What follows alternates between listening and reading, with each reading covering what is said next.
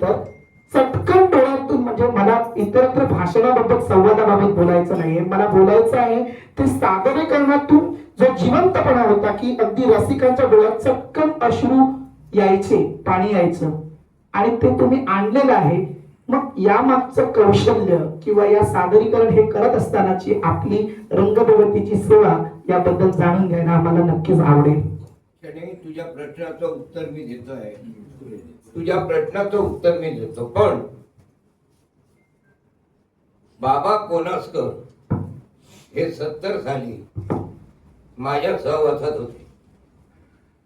आज त्या निमित्त आज योगायोगानं आम्ही इथे आलो. माझ्या डोळ्यात सुरू येत आहे. याचं कारण मणिमल्लासूर म्हणून फेमस कुठं कमी पडले नाही. विलन करायचं, थोडक्यात सांगायचं म्हणजे मला माहीत आहे म्हणून मी लहान त्यावेळी, पण खेळीमेळीचा माणूस एका खोपडीवर चढला तर तो 17 खोपडी एका खोपडीवरून पार पाडायचा. बॉडीनं धष्टम पुष्टम, सभेत कुठं कमी पडला नाही. अशा त्या श्रेष्ठ कलावंताला त्याच्या आत्म्याला चिरशांती लाभो. गणपतीच्या चरणी विनंती करू. तुमच्या प्रश्नाचं उत्तर मी तुम्हाला देतो. आता तुम्ही म्हणालात माणूस ज्यावेळी भूमिकेची समरस होणार त्यावेळी डोळ्यात वीज घालून रडायला नको. कोणी गैरसमज करू नये, वाईट वाटून येऊ नये. पण ज्यावेळी तो कलेची समरस होणार ऑटोमॅटिक त्याच्या डोळ्यातून पाणी येणार. आता तुमचा जो प्रश्न आहे शर्यती, तुम्ही नाटक बघितला, ओम प्रकाश, मी आणि उली असा प्रवेश होता तो. पण एका महंताचा अपमान आज एक राजकन्या करते आहे म्हणजे हा प्रश्न चुकीचा आहे. कारण ज्या बापाने तिला जन्म दिला त्या बापाला त्या मुलीची त्या ऋषीची योग्यता कळाली नाही. म्हणून बाप स्वतःच्या स्वाभिमानासाठी घराण्याला कलंक लागू नये म्हणून त्या मुलीला हद्दपार करतो. पण हद्दपार करत असताना आता जो बाप ज्या मुलीला जन्म दिला त्या मुलीला आज राज्यातून बाहेर काढतोय म्हणजे त्या बापाचं काळीच काय होणार. पण प्रश्न 2, झालेला अपमान महंताचा. महंताची योग्यता त्या राजाला कळते की तर मुलीची तो पर्वा करणार नाही म्हणून तिला हद्दपार करतो. पण असं जरी असलं असेल तरी आई नेत्रानं रडत असते आणि बाप हृदयात जळत असतो. कारण ज्या मुलीला बापाने जन्म दिला, लहानाची मोठी केली, कडी खांद्यावर खेळलेली, लग्नाला योग्य झाली, अशा मुलीला हद्दपार करणं म्हणजे बापाचं काळीच ते.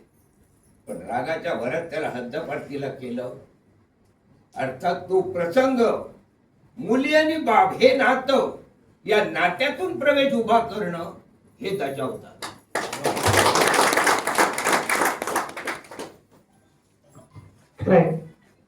खर तर तो प्रवेश सादरीकरण केलेला मी बघितला, पण आता ते सांगत असताना सुद्धा त्याच्यात किती समरसता होती, एकरूप झाले होते ते बघा.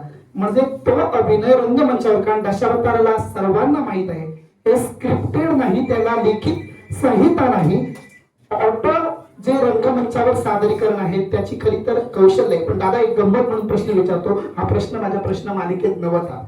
बऱ्याच जणांना माहित नसेल आणि माहित असेल तर दादांना पाहिलंय ते फक्त एक राजा म्हणून, मंगेश राणी राजा म्हणून. पण मी फोटोग्राफर असल्यामुळे दादांनी माझ्याकडे एक फोटो रिटच साठी दिला होता. त्यात दादा लेडीजच्या भूमिकेत होते. वसंत भाऊ बोंद्रे, वसंत प्रभू काका हे आणि तुम्ही असं त्या भूमिकेत होता. तेव्हा दादा माझ्या मनाला प्रश्न आहे, आता तुम्ही बोललात रसिक सर्वजण ऐकतायत लाईव्ह मध्ये, खरं तर तुमचा स्वर आहे ज्यात स्वरात खर्ज हा प्रकार आहे, म्हणून तुमचं खरंच भूमिकेशी एकरूप होणं आणि रसिकांना ते आवडणं कायम रसिकांच्या लक्षात राहणार. मग तुम्ही लेडीज करत असताना असेच बोलायचा का? नाही, प्रत्येकाचा प्रश्न आहे. जसा प्रसंग तसंच होऊन जरा जसा प्रसंग तसा सोंग. आता मी लेडीज कधी करायचो, वयाच्या 18व्या वर्षापासून मी दशावतार करतोय. त्याच्यानंतर 11 वर्ष माझी मुंबई झाली आणि मुंबईत दत्ता सामंतच्या युनियन मध्ये मिलचा संप झाला त्यावेळी मी आलो. त्यावेळी अनंत तरनाळेकर कणकवलीचे कलाकार गाडी हे मामाजवळ होते. ते गोव्यातून वाळपैसून पळाले. त्यावेळी नाना केसरकर आमचे पाहुणे, केसरीचे वाघ म्हटलं जायचं. हो, जसे डांबरेकर कोलगावचे वाघ तसे ते वाघ. खरंच हे वाघ मी ऐकलंय, केसरीचे वाघ आणि कोलगावचे वाघ. हे दोन विलन त्यावेळी मामाजवळ. आणि अनंत तरनाळेकर ज्यावेळी गाडीगावकर गेले त्यावेळी स्त्रीपात्र नाही, करणार काय. पण पाहुणे आमचे नाना केसरकर मामाला म्हणाले की आमचा एक पाहुणा मुंबईवरून आलाय, बघू काय म्हणतो ते. म्हणून मामा आणि नाना केसरकर माझ्या घरी आले.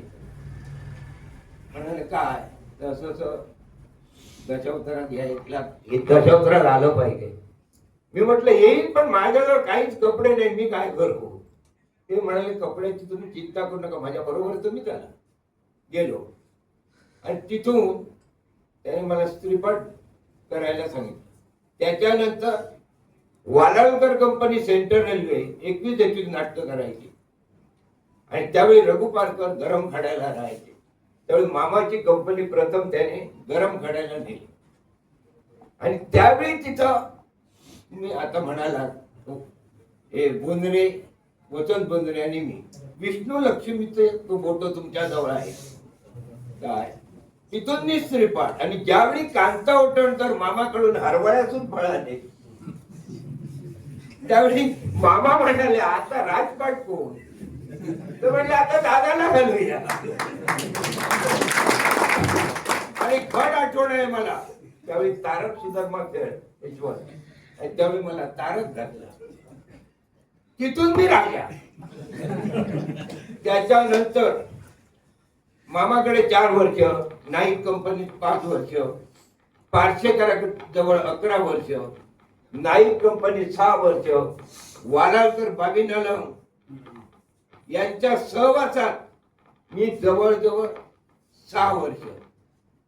हे आमचे गुरुवर्य चंदवनकर कंपनी घेतली त्यावेळी यांच्या जवळ 2 वर्ष. हा हो, तुम्ही हे मालक गोरे कंपनी म्हणजे असलेला संपूर्ण दशावतार माझं झालं. माझं दशावतार असं शिल्लक राहिलं नाही. कलाकारही जुने गेले.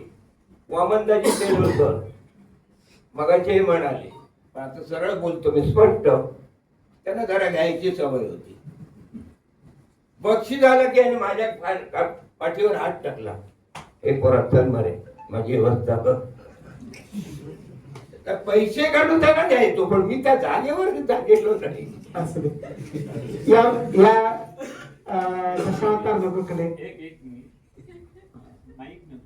मंगेशकरांचा दादांचा वा म्हणजे खरा कलावंत कशी कला जोपासतोय आणि दशावताराची अस्मिता कशी राखून ठेवतोय हे वाखाणण्याजोगं आहे. क्षणी थोडक्यात सांगायचं म्हणजे प्रसंगानुसार मी भूमिका केल्या. मालकाजवळ आता एक भूमिका करणारा कोण नाही आहे. मालकाला मी सांगायचो तुम्ही चिंता करू नका, त्या जागी मी जातो. म्हणजे मी नारदही केले, ते फक्त एक मात्र कॉमेडियन भूमिका मी मात्र कधीच केली नाही. म्हणजे दादा दशावतार हा मालक आणि कलाकारांचं नातं, जर मालक नसतील तर कलाकार नाहीत आणि कलाकार नसतील तर मालक नाही, त्यापेक्षाही अजून आहे. हा, आणि रसिक सांगतो आता तर दशावतारांनी पूर्वीच दशावतार ज्या मालकाजवळ आहे कलाकार, तो कलाकार एक नाही 2 जरी नसले तरी 6 कलाकार रात्र गुजरू शकतात, पण एक घडी जर नसेल आणि म्हणून पडद्यामागचे कलाकार वाक्य पुरं करतो.